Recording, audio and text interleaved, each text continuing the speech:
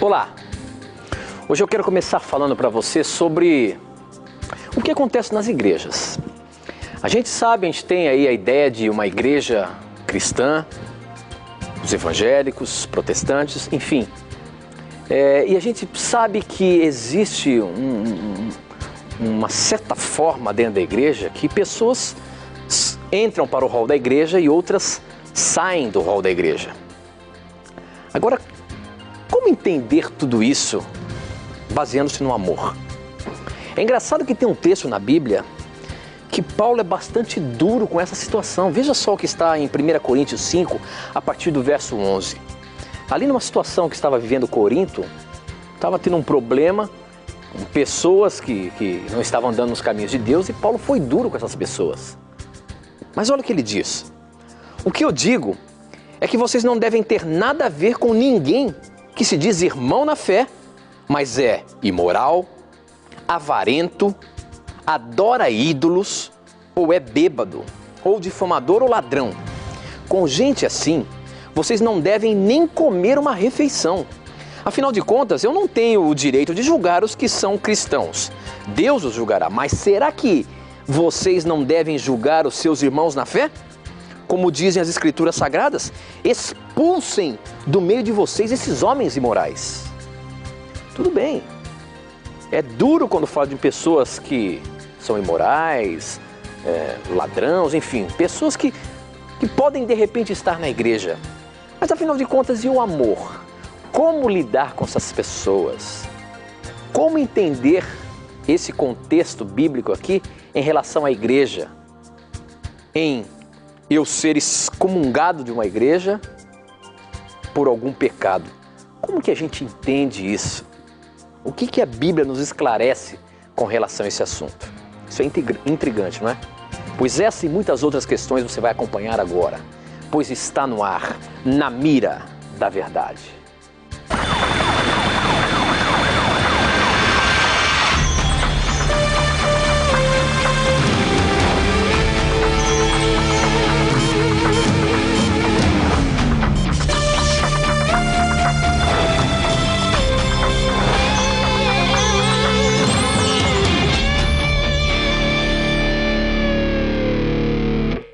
Olá, seja muito bem-vindo. Já está começando o seu programa Na Mira da Verdade, um programa onde você faz as perguntas e a Bíblia responde para você. Esse é um programa ao vivo que você pode mandar instantaneamente as suas dúvidas, os seus questionamentos, e nós responderemos aqui baseados neste livro sagrado, que eu costumo dizer que é o nosso manual de sobrevivência, pois aqui tem tudo o que a gente precisa para viver neste mundo cheio de pecado que estamos passando. Seja muito bem-vindo, já nos conectamos com o Brasil e o mundo através das ondas do rádio, da internet e da TV Novo Tempo, espalhada por todo o nosso país. Obrigado pelo carinho da sua audiência e já vamos começar o programa cumprimentando meu amigo professor Leandro Quadros. Mais uma vez, estamos juntos aí para aprendermos mais sobre a Palavra de Deus. É isso, professor? É isso aí, meu amigo. Satisfação estar aqui com você novamente e também com os nossos queridos amigos que acompanham Na Mira da Verdade com tanto carinho. Um abraço a vocês, muito obrigado pelo carinho da audiência de vocês. Eu queria mandar rapidamente uns abraços aqui. Primeiro abraço para o Fábio e a Érica de Caconde, interior de São Paulo. Estiveram na Novo Tempo e nós prometemos mandar um abraço para eles, e a Débora, minha colega, nos lembrou disso. Um abraço para vocês. Um abraço também para o Fábio Borba e Kellen Salles, são da cidade de Penha, em Santa Catarina. Um abraço também para o Lucas, que eu conheci em Jacareí, que trabalha numa feira, gente finíssima. Deus abençoe a você, meu irmão. E um abraço para Ezequiel Rodrigues Vieira, de Alegre Espírito Santo. Tenho aqui outros abraços, mais um aqui. Marignier Carvalho, radialista de Fortaleza. Que Deus guarde a você. E muito obrigado a todos vocês que acompanham com carinho a TV Novo Tempo. Muito bem, professor. Eu também queria mandar um abraço a você que acompanha a programação da Novo Tempo através da Sky, canal 14, onde quer que você esteja aí, em todo o nosso país acompanhando a programação. Muito obrigado por você estar aí ligadinho na TV Novo Tempo. Este é o canal da Esperança e esse é o programa Na Mira da Verdade. Seja muito bem-vindo e aproveite, mande as suas perguntas para a gente. Para você participar do programa, basta você mandar as suas perguntas para o nosso SMS. O número é 12 99156 6972. Ou você pode também mandar as suas perguntas através do nosso blog namiradaverdade.com.br. novotempo.com, ou melhor, novotempo.com/na mira da verdade. novotempo.com/na mira da verdade. Você vai entrar lá no nosso blog, você vai ver que do lado direito tem um espaço ali para você mandar a sua dúvida e ela chega aqui na hora para mim. Ou então, você também pode mandar as suas dúvidas através das nossas redes sociais, pelo Facebook, namiradaverdade.nt, e pelo Twitter, @na mira da verdade, tá bom? Participe e mande as suas perguntas pra gente. Professor Leandro Quadros. Meu amigo. A questão é a seguinte, essa pergunta, que eu fiz a abertura aqui agora, quem mandou pra gente foi o Luiz, de Salvador. Um abraço aos nossos amigos de Salvador que acompanham a programação do canal 39 aí, que estão ligadinhos com a gente. O Luiz perguntou da seguinte forma, professor. Amigo Tito e professor Leandro Quadros, como entender 1 Coríntios 5:11, de 11 a 13, quando ali fala de expulsar o homem iníquo da congregação? O que isso significa? Expulsar? E quem tem autoridade para isso? Então isso é um texto, professor, onde mostra ali Paulo organizando a igreja, se deparou com um problema sério de um dos membros, ou de vários membros ali, e aconselhou para que fosse expulso da congregação. Isso nos dias de hoje, na igreja, a igreja tem várias regras e tudo mais. Sim. E uma das coisas é muitas vezes, infelizmente, ter que desligar uma pessoa do rol de membros da igreja. Como que a gente pode explicar isso para o nosso telespectador? Que acima de tudo é feito com amor. Nesse momento aqui, Paulo é bastante duro. A gente não consegue nem sentir muito amor aqui. Como que a gente pode entender isso, professor? E olha, mais atrás ainda, no capítulo ali, deixa eu só mostrar um texto que ele fala aqui, ó, no verso 5, ele diz o seguinte: entregue esse homem a Satanás para que o seu corpo seja destruído, mas o seu espírito seja salvo no dia do Senhor. Olha aí, professor, aí começa a confundir mais ainda a cabeça. Como é que a gente entende isso, meu amigo? Vamos lá, meu amigo, esse é um capítulo bíblico muito importante. Vamos falar primeiramente do contexto histórico no qual Paulo escreveu isso aqui. Quando Paulo diz para excluir, excomungar, diríamos assim, expulsar da igreja uma pessoa, ele estava aqui muito chateado e irritado porque os coríntios estavam tolerando um pecado gravíssimo cometido por um homem e não estavam fazendo nada. Então eu vou ler para você a partir do versículo 1, amigo telespectador e ouvinte da Rádio Novo Tempo, para você perceber qual é o problema aqui envolvido. Por toda parte se ouve que há imoralidade entre vocês, imoralidade que não ocorre nem entre os pagãos, ao ponto de um de vocês possuir a mulher de seu pai, e vocês estão orgulhosos. Não deveriam, porém, estar cheios de tristeza e expulsar da comunhão aquele que fez isso? Percebam uma coisa, havia ocorrido um problema grave de incesto naquela igreja. O indivíduo acabou mantendo relações sexuais com a mulher, com a madrasta, obviamente, com a mulher do próprio pai dele. E os coríntios o que fizeram, diz Paulo, nada. Paulo sabia que quando o pecador comete um pecado gravíssimo e a igreja passa a mão por cima e não faz nada, a tendência é o pecador se acomodar no seu pecado e a tendência é as pessoas, ao verem a falta de punição para aquele pecado, pensarem mais ou menos o seguinte: bom, já que ele fez e não aconteceu nada, eu também posso fazer a mesma coisa. Então Paulo, na verdade, estava extremamente preocupado com os efeitos que este pecado, sem punição, pudessem trazer sobre toda uma congregação. Na Bíblia, amigo que nos acompanha, a disciplina de Deus, a disciplina eclesiástica, não existe para levar uma pessoa à perdição.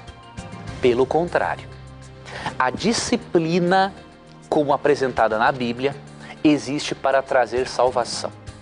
Por quê? Quando nós cometemos um erro gravíssimo e se torna público e envergonhamos o Evangelho, envergonhamos a igreja a qual pertencemos, algumas medidas têm que ser tomadas para o nosso próprio bem. A tendência humana é o seguinte: quando estamos errando e ninguém nos adverte do erro, continuamos no erro e fazemos coisas piores. Por que Deus disciplina? A resposta está aqui em Hebreus capítulo 12. Eu recomendo que você leia com calma o capítulo 12 do verso 1 ao 13, mas eu vou ler apenas alguns versículos aqui que já serão suficientes para responder esta pergunta. Aqui a partir do versículo 8 diz o seguinte, de Hebreus 12: se vocês não são disciplinados, e a disciplina é para todos os filhos, então vocês não são filhos legítimos, mas sim ilegítimos. Verso 10. Nossos pais nos disciplinavam por curto período, segundo lhes parecia melhor, mas Deus nos disciplina para o nosso bem, para que participemos da sua santidade. Verso 11. Nenhuma disciplina parece ser motivo de alegria no momento, mas sim de tristeza. Mais tarde, porém, produz fruto de justiça e paz para aqueles que por ela foram exercitados. Veja como o texto é claro. Paulo faz uma comparação aqui dizendo o seguinte: um pai e uma mãe não disciplinam o seu filho? Disciplinam. A disciplina de um pai e de uma mãe é para o bem ou para o mal? É para o bem. Deus nos trata como filhos. E muitas vezes Deus precisa nos disciplinar para que nós possamos voltar para o caminho correto. A disciplina, diz Paulo, a princípio traz uma tristeza, mas no final ela traz paz. Por quê? Porque é uma tristeza saudável, uma tristeza que nos leva a um arrependimento e uma mudança de vida.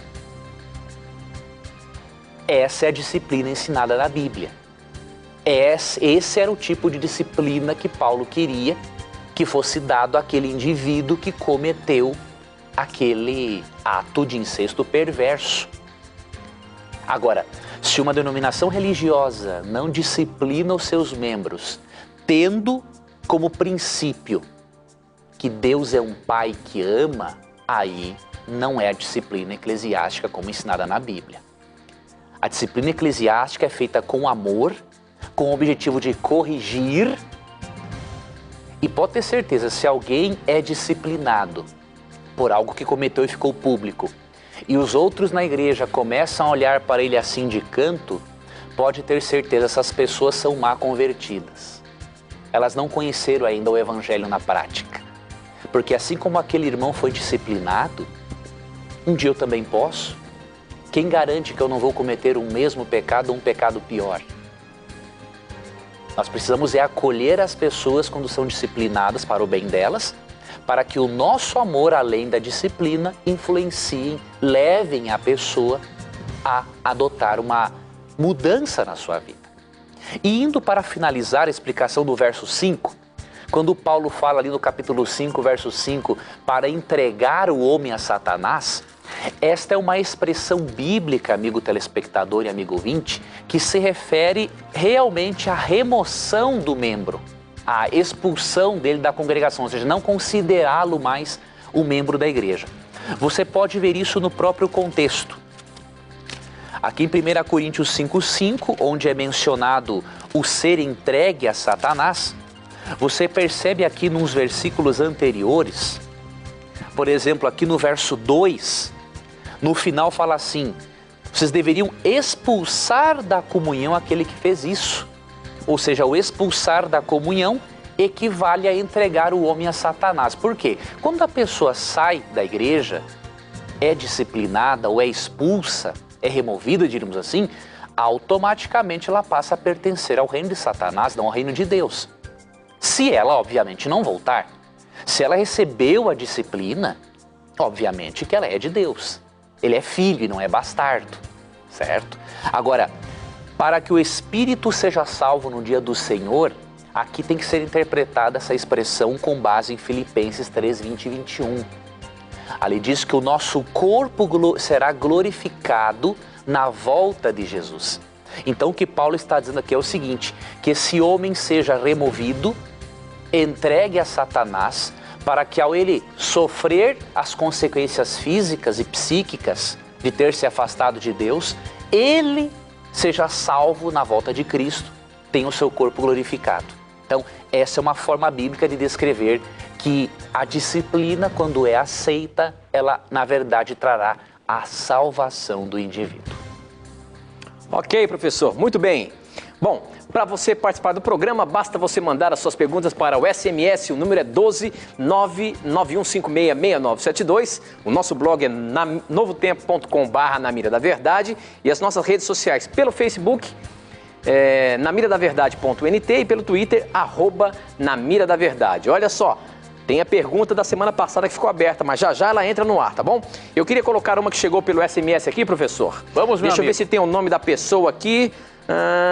Não tem, mas ela diz o seguinte: sou católica e gostaria de saber se o demônio sabe em que estamos pensando. Já tive muitos sonhos com espíritos maus de pessoas possuídas. O que isso quer dizer? O demônio tem poder de entrar nos nossos sonhos? Professor Leandro Quadros, isso é meio aterrorizante, saber que de repente a gente pode ser possuído pelo demônio e ele estar nos nossos pensamentos. Isso pode acontecer mesmo, meu amigo?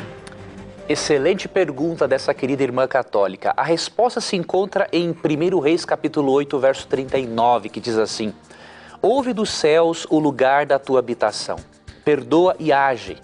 Trata a cada um de acordo com o que merece, visto que conheces o seu coração. Sim, só tu conheces o coração do homem. Biblicamente, apenas Deus conhece os nossos pensamentos. Agora, Satanás, por meio de influências externas, ele pode trazer sim pensamentos negativos e ruins à nossa mente. Por exemplo, uma pessoa que assiste filmes de terror, ela está permitindo que Satanás coloque várias imagens, vários tipos de conteúdos desnecessários para a saúde mental, obviamente, e a pessoa acabará sonhando com isso. Então, influências externas o inimigo pode utilizar para provocar pensamentos em nós. Agora, saber o que realmente pensamos, ele não pode, porque de acordo com 1 Reis 8,39, só Deus conhece aquilo que está na nossa mente. Muito bem, professor. Bom, a próxima pergunta aqui, deixa eu ver aqui, chegou no nosso blog. Quem mandou foi o Adalberto Inácio de São Paulo e essa pergunta ainda tem a ver com o tema que nós estávamos falando a semana passada, sobre o batismo de bebês. Você lembra que a semana passada nós falamos sobre o batismo de bebês e tudo mais, né? Que isso não tem nenhum valor, mas ele fez um questionamento aqui que me deixou com a pulga atrás da orelha, professor. Quero ver aí como é que você se sai dessa, meu amigo. A questão é a seguinte: a circuncisão não era um tipo de batismo, tendo em vista que era um sinal de aliança com Deus? E sendo o sinal da nova aliança o batismo, não seria prudente batizar uma criança também? Assisto sempre o que posso do programa e vocês já me esclareceram muitas dúvidas. Grato, o Adalberto de São Paulo fez esse questionamento e olha que tem muito fundamento, hein? Se você disse que o batismo de bebê não tem nenhuma validade, como entender então a circuncisão, meu amigo? Porque a circuncisão era feita com o bebê no 8º dia. E aí, como é que fica? Muito boa essa pergunta. Primeiramente, a circuncisão era feita no 8º dia porque era neste momento em que o organismo conseguia coagular melhor. Então, toda criança era circuncidada no 8º dia para demonstrar perante o povo de Israel, por meio daquele sinal tribal de que aquela criança pertencia ao povo de Israel. Agora, mesmo que a circuncisão represente de certa forma o batismo, isso não significa que represente em todos os detalhes. Por quê? Quando nós vamos para o Novo Testamento, percebemos que a pessoa, para ser batizada, ela tem que cumprir com alguns requisitos, e um bebê não pode cumprir com esses requisitos. Então, por exemplo, Mateus 28, 19 e 20 diz assim: portanto, vão e façam discípulos de todas as nações, batizando-os em nome do Pai, do Filho e do Espírito Santo, ensinando-os a obedecer a tudo o que eu lhes ordenei. Veja, para batizar em nome do Pai, do Filho e do Espírito Santo, a pessoa tem que ser o quê? Ensinada a obedecer. Um bebezinho com poucos dias não pode ser ensinado a obedecer a Deus. Outro requisito bíblico para o batismo encontramos em Atos 2, 37 e 38. E aqui diz o seguinte: quando ouviram isto, ficaram aflitos em seu coração e perguntaram a Pedro e aos apóstolos: irmãos, que faremos? Pedro respondeu: arrependam-se e cada um de vocês seja batizado em nome de Jesus Cristo para perdão dos pecados e receberão o dom do Espírito Santo. Percebeu? Além de ser ensinado, de acordo com Mateus 28, 19 e 20, a pessoa para ser batizada ela tem que se arrepender dos seus pecados. E um bebezinho pode se arrepender do quê? De nada. Portanto, mesmo que a circuncisão tenha um certo simbolismo com o batismo, não se aplicam todos os detalhes em relação ao batismo, porque no batismo há requisitos importantíssimos para a pessoa poder ser batizada. Ser ensinada, crer em Jesus, obviamente, e arrepender-se dos seus pecados. Um bebê não pode fazer isso. Ok, professor.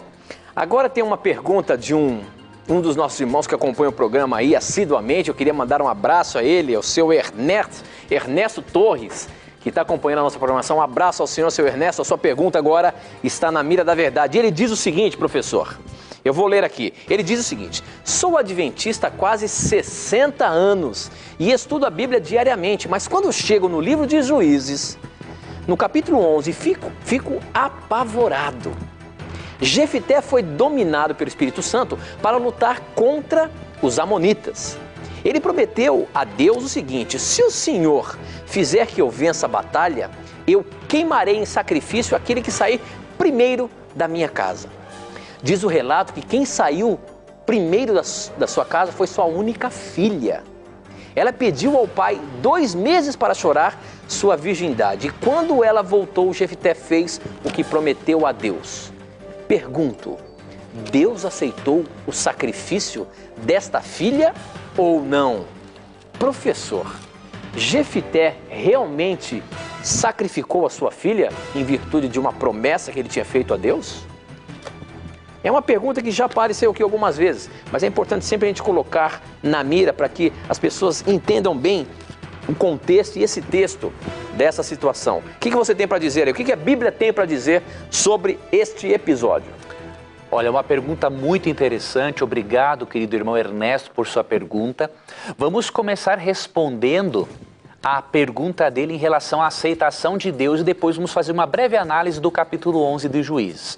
A pergunta é: Deus aceita sacrifícios humanos? A resposta bíblica é não. Então vamos ler alguns textos. O primeiro deles se encontra em Deuteronômio 12, 31. Aqui Deus está dando orientações para o povo de Israel e entre essas orientações lemos o seguinte: não adorem o Senhor, o seu Deus, da maneira como fazem essas nações. Porque ao adorarem os seus deuses, elas fazem todo tipo de coisas repugnantes que o Senhor odeia. E o que é? Como queimar seus filhos e filhas no fogo em sacrifícios aos seus deuses. Deus foi muito claro para o povo de Israel dizendo o seguinte: olha, essas nações pagãs que eu estou tirando diante de vocês praticam coisas repugnantes. E uma delas que eu odeio, abomino e detesto é o sacrifício humano, é o sacrifício de crianças. Então não pratiquem jamais esse tipo de coisa para me adorar. Então o primeiro ponto, Deus é totalmente contra, obviamente, o sacrifício infantil. Agora, como explicar Juízes capítulo 11? Veja bem, querido irmão, existem 2 interpretações para este capítulo. A primeira delas diz que realmente Jefité sacrificou a filha contra a vontade de Deus, porque Jefité fez um voto precipitado. Pode-se ter argumentos para essa interpretação, porque o texto hebraico o permite traduzir assim. Agora, há uma segunda interpretação, a qual eu particularmente prefiro, que demonstra uma outra possibilidade de tradução de Juízes 11. Por exemplo, aqui em Juízes 11, 31, que é o texto mais problemático, diz assim: aquele que estiver saindo da porta da minha casa ao meu encontro, quando retornar da vitória sobre os amonitas, será do Senhor e eu o oferecerei em holocausto. Essa tradução indica, obviamente, que Jefté ofereceu a pessoa que saiu da porta da casa dele em holocausto. Porém, eruditos bíblicos dizem que no hebraico esse artigo O não precisa estar aqui. E aí o texto pode ser traduzido também da seguinte maneira: será do Senhor e eu oferecerei um holocausto. Aí mudaria totalmente a situação. O texto poderia indicar o quê? Que Jefté dedicou a filha à perpétua virgindade, nunca teve marido, e ofereceu um outro holocausto ao Senhor, e não a própria filha. Então as duas interpretações, querido irmão, podem ser baseadas no hebraico. Eu particularmente prefiro essa segunda interpretação, até porque eu vejo mais coerência nela por causa do verso 39, que diz que a filha foi chorar a sua virgindade. Eu creio que se ela fosse morta, chorar a virgindade por ser morta é uma coisa irrelevante. Eu creio que se ela chorou a virgindade é porque realmente ela foi perpetuada para ser virgem para todo sempre. O pai dedicou-a, diríamos assim, a Deus, não quis que ela se casasse, então eu, a princípio, sou mais adepto dessa interpretação, mas reconheço que a outra interpretação também pode ser aceita porque há embasamento bíblico também para ela. Ok, professor, muito bem. E se você quer aprender mais sobre a palavra de Deus, nós temos algo a oferecer para você. Todas as semanas oferecemos aqui esta revista, Verdades para o Tempo do Fim. Para você ter essa revista, basta você entrar no nosso blog, você vai ver a imagem dessa revista lá. Você clicando sobre ela, você vai ser encaminhado para um lugar onde você pode preencher com seus dados postais para que você receba na sua casa gratuitamente. Peça agora mesmo a revista Verdades para o Tempo do Fim e descubra o tempo em que estamos vivendo, o tempo do fim, e aprenda mais sobre a palavra de Deus. Não sai daí não, a gente vai para o intervalo, aproveita lá e peça a revista agora mesmo. A gente volta já já.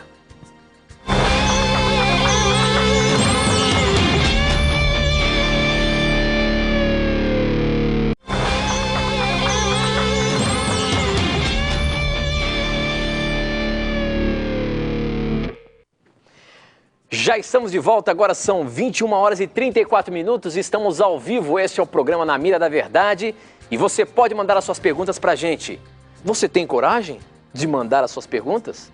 Faça agora, você pode fazer através do SMS, simples, na ponta do seu dedo, você que está com o seu celular aí em mãos, prepare a sua pergunta e manda aqui pra gente. O número é 12 991566972. Você manda a pergunta e eu recebo aqui na hora. E ela pode estar na mira da verdade. Se você está sentado assistindo a televisão aí com o seu tablet na mão ou com o seu laptop na mão, hoje muitos assistem televisão com os seus aparatos na mão aí. Faça sua pergunta também pra gente através do nosso blog. O nosso blog é novotempo.com/Na Mira da Verdade. Você manda a sua pergunta e ela chega aqui também agora. Ou então, pelas redes sociais, nós estamos conectados aqui, mande a sua pergunta pra gente também. A semana passada ficou uma pergunta em aberto do Twitter e quem mandou foi a Bianca Lima. A pergunta que nós deixamos em aberto a semana passada foi a seguinte: Professor Leandro Quadros, a Bianca pergunta o seguinte: quem é mais pecador? Quem tem o conhecimento e peca, ou quem não tem o conhecimento e peca também? Quem que é mais pecador? Aquele que sabe a verdade e não faz, esse pecado tem maior peso? Ou aquele que peca porque não conhece mesmo? Ou para Deus é tudo igual? Como que é? Muito boa pergunta e a resposta se encontra aqui em Lucas 12, 47 e 48. O texto diz o seguinte: aquele servo que conhece a vontade de seu senhor e não prepara o que ele deseja nem o realiza, receberá muitos açoites. Mas aquele que não a conhece e pratica coisas merecedoras de castigo, receberá poucos açoites. A quem muito foi dado, muito será exigido. E a quem muito foi confiado, muito mais será pedido. Então o texto é muito claro. quanto mais conhecimento tem e mais se erra, mais responsabilidade se tem. Porque aqui é dito que aquele que peca, conhecendo a vontade do Senhor e não quer se arrepender, ele recebe muitos açoites. Agora, aquele que peca ignorantemente, mas peca, será punido com poucos açoites. Então, realmente, nós seremos julgados de acordo com a luz que nós recebemos. E então você quer me dizer o seguinte: a partir do momento que eu passo a conhecer uma verdade e não a pratico, eu estou sendo condenado por aquilo. Estou me colocando numa situação, Tito, realmente de condenação. É por isso que quando o nosso querido telespectador e ouvinte se depara com ensinamentos bíblicos que ele não conhecia ou que rejeitava antes, é muito importante que você converse com Deus. Não simplesmente porque a TV Novo Tempo, o Leandro, o Tito falaram, mas converse com Deus. Deus, aquilo que eles falaram realmente está na sua palavra, me mostre, me ilumine. Porque a partir do momento em que Deus lhe mostrar e você não se comprometer com o que Deus lhe ensina, Ele vai lhe pedir contas disso na volta de Jesus, com certeza. É verdade mesmo, professor. E você que está nos acompanhando aí, hoje é o momento de você tomar a sua decisão. Às vezes você tem ouvido algumas verdades que são apresentadas aqui, biblicamente, e você até aceita aquilo, mas não tomou a sua decisão. O que você está esperando? Talvez esse é o momento que você está precisando para tomar essa decisão de seguir a verdade que você está conhecendo. Peça a Deus forças e eu tenho certeza que Ele vai te capacitar a fazer a vontade dEle, tá bom? Bom, pode mandar as suas perguntas para a gente. Se você quiser mandar pelo SMS, o número é 12 99156 6972, tá bom? A pergunta chegou pelo SMS, que deixa eu ver se tem o nome da pessoa. A Giane, de Contagem, em Minas Gerais, pergunta o seguinte: pela primeira vez ouvi um irmão dizer que devemos dizimar também os presentes que ganhamos. Isso causou até uma certa indignação em alguns membros mais antigos na igreja. Como é isso? Como dizimar presentes? Agora, não só essa pergunta eu coloco na mira, mas mais perguntas relacionadas ao dízimo. Professor Leandro Quadros, a gente, lendo a palavra de Deus, a gente percebe que tem um povo no Antigo Testamento que foi separado para receber os dízimos. São chamados os levitas. E hoje existem pessoas que firmemente, baseando-se na palavra de Deus, acreditam que os dízimos não têm mais valor nos nossos dias. Os dízimos foram apenas para esse determinado povo, os levitas, que eram responsáveis por algumas partes no templo ali.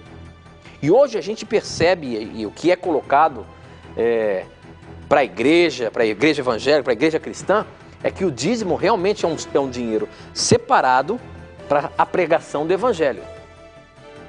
Agora, afinal de contas, o dízimo foi só para aquele povo do passado ou tem base bíblica hoje para os nossos dias?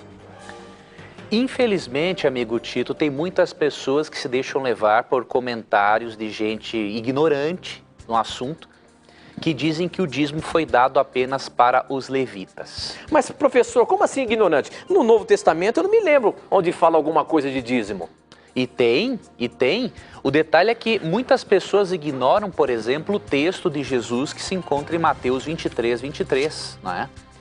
Então Jesus, quando estava repreendendo os fariseus por erros que eles faziam, os fariseus estavam dizimando, praticando as coisas tudo de acordo com a lei, diríamos assim, mas negligenciavam o amor, a justiça e a misericórdia. E quando Cristo os repreendeu, Cristo apoiou a prática do dízimo. Então olha o que diz Mateus 23. Ai de vocês, mestres da lei e fariseus hipócritas! Vocês dão o dízimo da hortelã, do endro e do cominho, mas têm negligenciado os preceitos mais importantes da lei: a justiça, a misericórdia e a fidelidade. Vocês devem praticar estas coisas, ou seja, a justiça, a misericórdia e a fidelidade, sem omitir aquelas, ou seja, sem o dizimar. Então, quem lê um texto desses e diz que o dízimo é válido só no Antigo Testamento, ou ele é um analfabeto funcional que lê e não entende o que lê, ou está sendo desonesto com o texto bíblico. É óbvio que Cristo está apoiando a prática do dízimo. E vou além. Quando você lê aqui Paulo falando do assunto, em 1 Coríntios 9, 13 e 14, ele é muito claro. Só não entende quem não quer. Vocês não sabem que aqueles que trabalham no templo alimentam-se das coisas do templo e os que servem diante do altar participam do que é oferecido do altar? Da mesma forma o Senhor ordenou àqueles que pregam o evangelho que vivam do evangelho. Paulo está fazendo uma referência aqui exatamente aos levitas. Os levitas, que eram quem administravam os serviços de culto, eles recebiam o sustento do dízimo. Paulo pega esse sistema levítico de dízimo e aplica para os dias do Novo Testamento, dizendo o seguinte: da mesma forma, ou seja, assim como os levitas, da mesma forma o Senhor ordenou àqueles que pregam o evangelho que vivam do evangelho. Então, ler um texto desse e vir com esse absurdo do que o dízimo é só para o Antigo Testamento, por favor, é analfabetismo funcional. Me desculpe a sinceridade, mas só pode ser. Repete o texto aí, professor, qual que é? 1 Coríntios 9, 13 e 14. E eu queria fazer, Tito, um último comentário, que daí já vamos explicar aquela questão dos presentes. Certo. Veja bem, querido telespectador e ouvinte, dízimo, você não pode dizimar simplesmente pensando assim: eu vou dizimar porque eu tenho que dar dinheiro para o pastor. Tira isso da sua cabeça. Esqueça esses teólogos da prosperidade que ficam por aí explorando os outros. Tá? Esquece isso. O dízimo é um princípio lindo quando entendido da forma bíblica.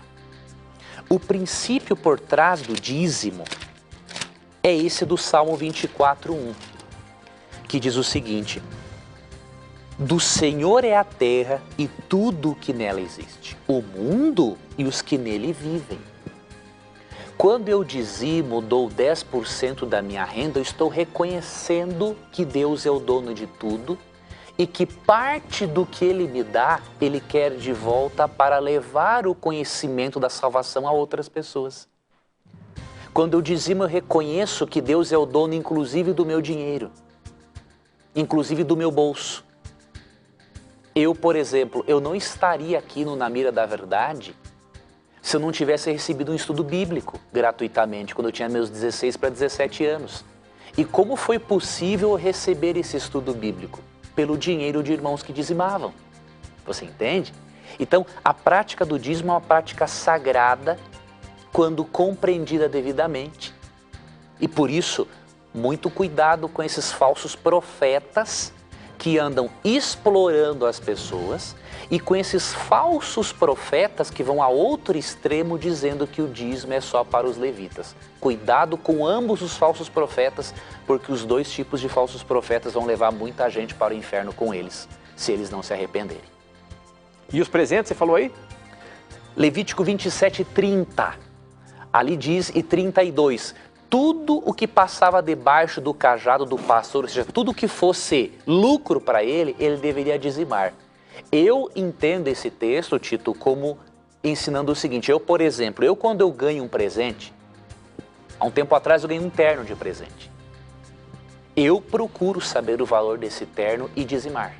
Eu gosto de fazer isso, eu me sinto bem. Eu vejo que o texto bíblico me ensina isso. Agora, é óbvio, nem tudo que é presente você vai conseguir fazer os cálculos para dizimar. Agora, quando a gente ganha uma coisa significativa, por exemplo, uma gravata, eu ganho um terno, uma vez eu ganhei um sapato de presente, eu procuro saber o valor e dizimo. E vou dizer uma coisa para você, nunca me fez falta, eu sou abençoado por Deus em vários aspectos da minha vida. Então, dízimo pertence a Deus. O que é de Deus não mexamos, porque a coisa complica. Leia Malaquias 3, 8 a 10.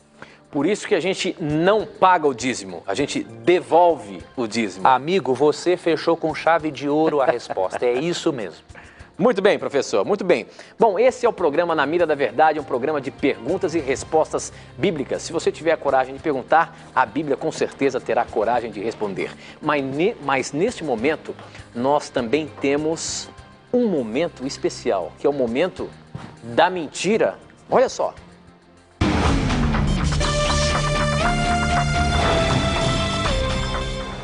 Pois no momento da mentira de hoje, nós queríamos desmentir aí uma mentira violenta que você encontra na internet.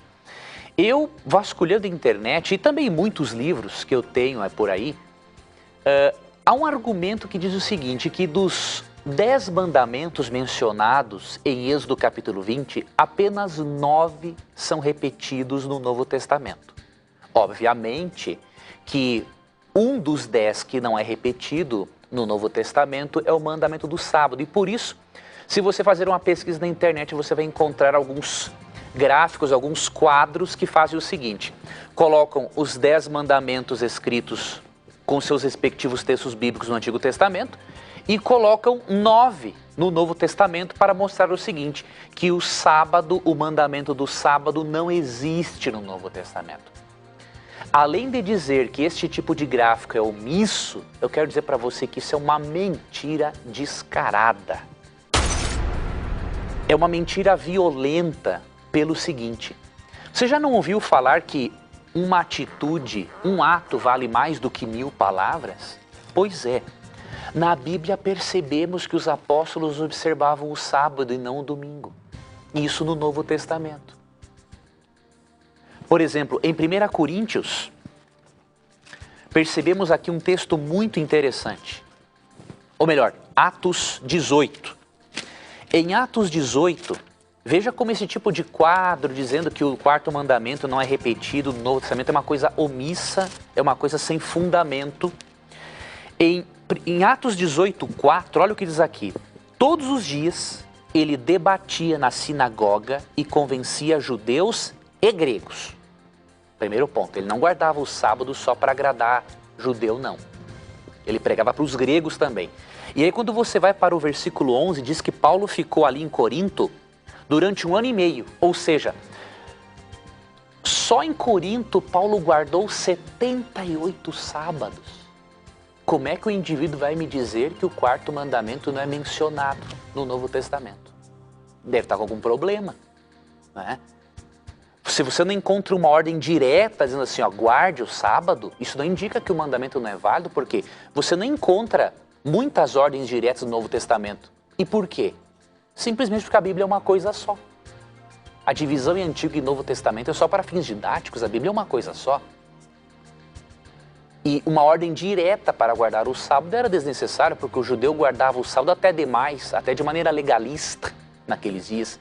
Agora, perceba na atitude dos apóstolos, perceba nos atos de Cristo, eles observando o sábado. E como um ato vale mais do que 1000 palavras, é óbvio que a guarda do sábado é mencionada assim no Novo Testamento. E tem muitos outros textos. E só não vê quem não quer. E por isso, quando você ler esses livros por aí, esses sites dizendo que o quarto mandamento não é repetido, saiba que isso é uma grande mentira e essas pessoas terão que prestar contas a Deus por espalhar tanta mentira pela internet. É uma pena.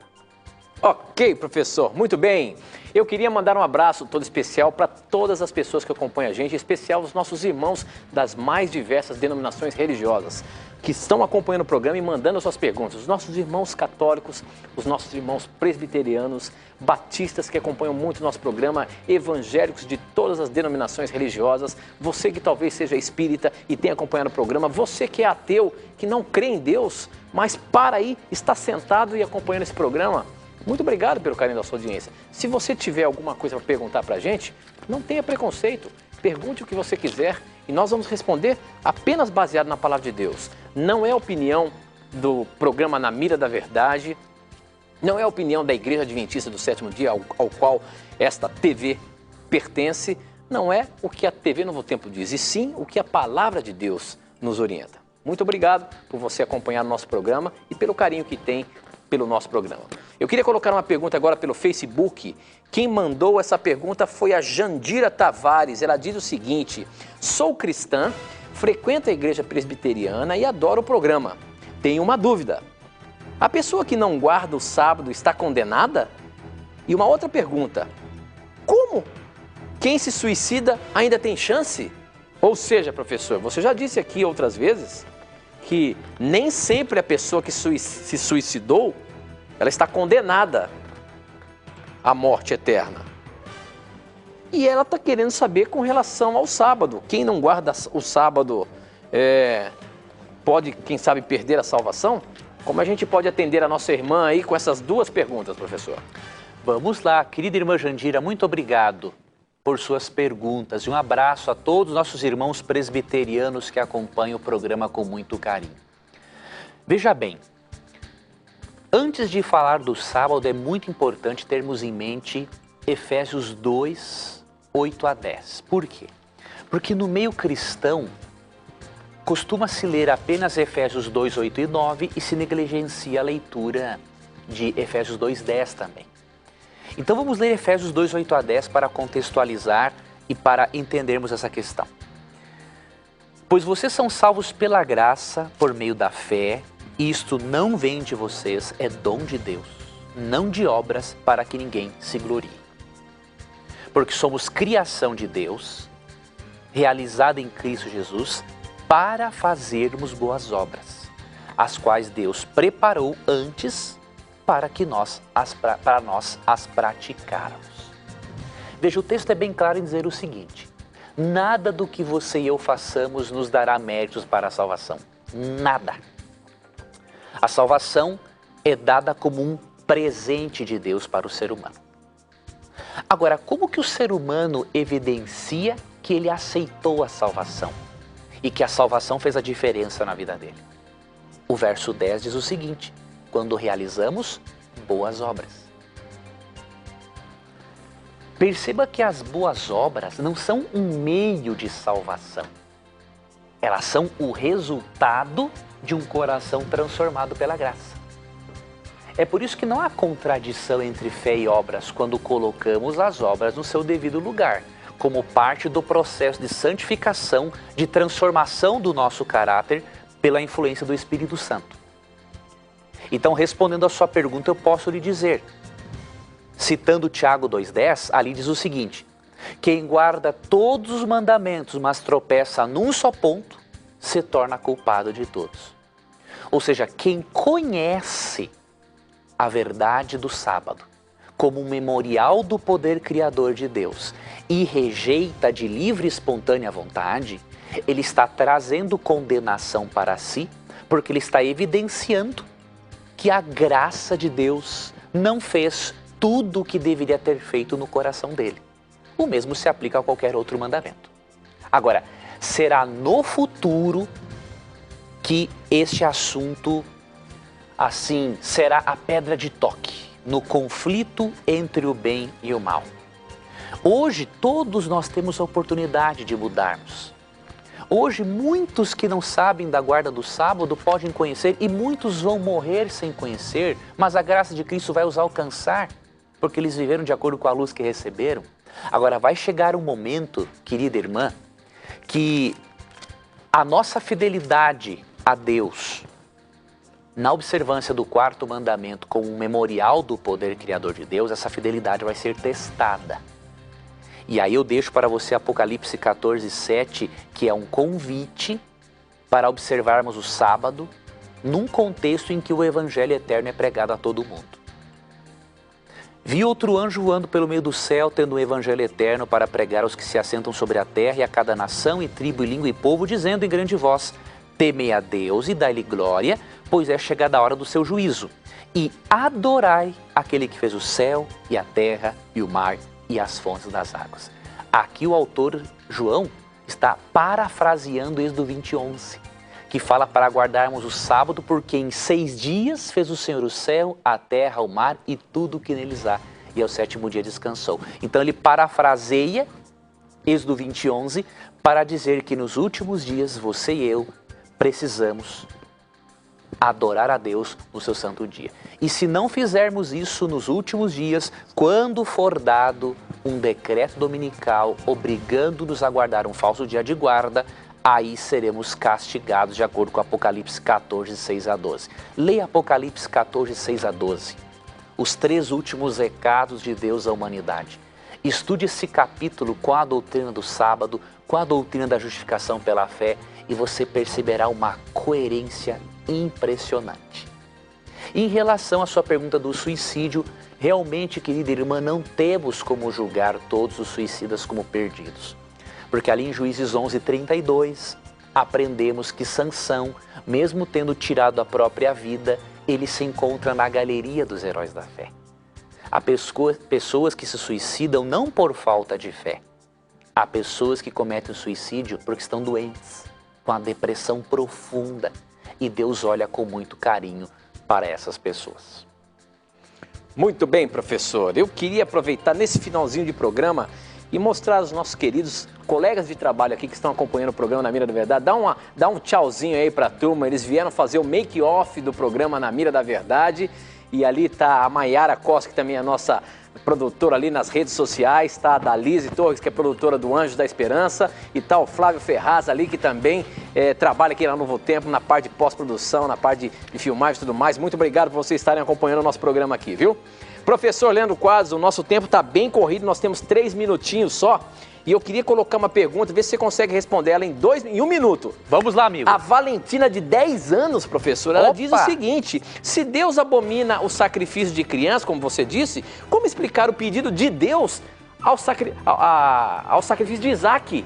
Olha só, Valentina. A garotinha de 10 anos te botando na mira, meu amigo. Como é que é isso? Deus não pediu o sacrifício para Abraão do seu filho Isaac, que era um jovem, uma criança? Como é que é isso? Muito boa a sua pergunta, Valentina. Esse texto se encontra em Gênesis, capítulo 22.